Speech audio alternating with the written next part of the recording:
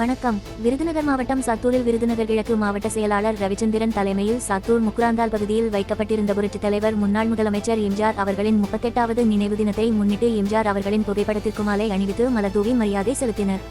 இந்நிகழ்ச்சியில் சாத்தூர் முன்னாள் சட்டமன்ற உறுப்பினர் அம்மா பேரவை இணை செயலாளருமான ராஜாவர்மன், சாத்தூர் நகர செயலாளர் கிருஷ்ணன், சாத்தூர் ஒன்றிய செயலாளர் தேவாதுரை மற்றும் கட்சி நிர்வாகிகளும் பொதுமக்களும் கலந்து கொண்டனர்.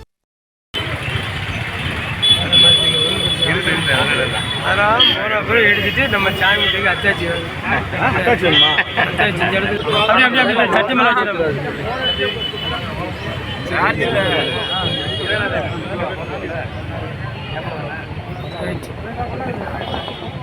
யாரு